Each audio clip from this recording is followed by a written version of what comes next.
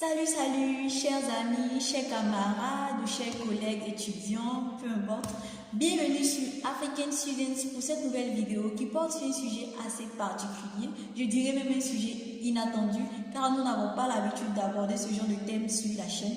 Mais cette fois-ci, nous avons jugé ce thème assez important et serviable pour certains d'entre nous, surtout en cette période.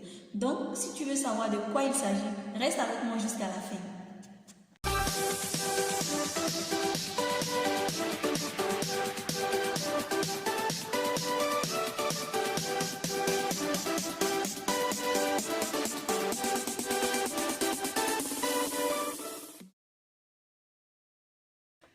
Alors, nous avons décidé de faire cette vidéo suite à un constat.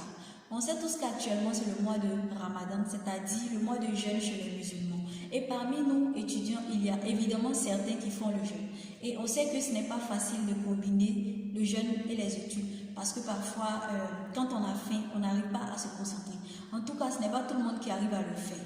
Et les gens sont quand même obligés de jeûner. Raison pour laquelle dans cette vidéo, je vous proposerai quelques astuces qui ne sont pas les meilleurs, mais quand même qui pourront servir, qui pourront aider certains d'entre nous.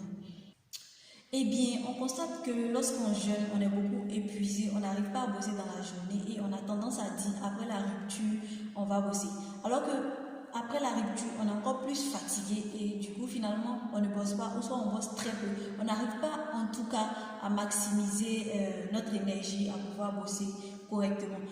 Donc, il faut trouver d'autres méthodes qui seront beaucoup plus efficientes, qui vont nous permettre de bosser dans la journée et sans trop s'épuiser pour pouvoir avoir aussi le temps de se reposer, puisque c'est pas facile de bosser durant toute la journée quand on jeûne. Et donc, personnellement, je pense que pour remédier à cette situation, il faut se fixer un bon programme d'études, une bonne organisation, fixer les heures, repérer les heures stratégiques de bosse, c'est-à-dire les heures auxquelles on sait qu'on a encore de l'énergie. Raison pour laquelle moi je propose l'heure juste après la prière, c'est-à-dire lorsqu'on finit de manger la nourriture du matin et qu'on finit la première prière, on a encore de l'énergie. Je pense qu'à cette heure-là, on peut bosser 2 heures ou 3 heures de bosse avant d'aller se recoucher ou encore aller à l'école. Ensuite, il faut beaucoup se reposer aussi.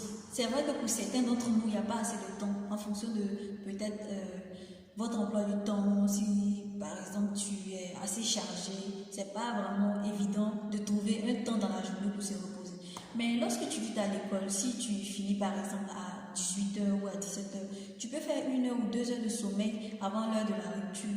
Ou encore, si tu n'as pas le temps, tu n'as même pas le temps dans la journée, tu peux te reposer juste après la rupture.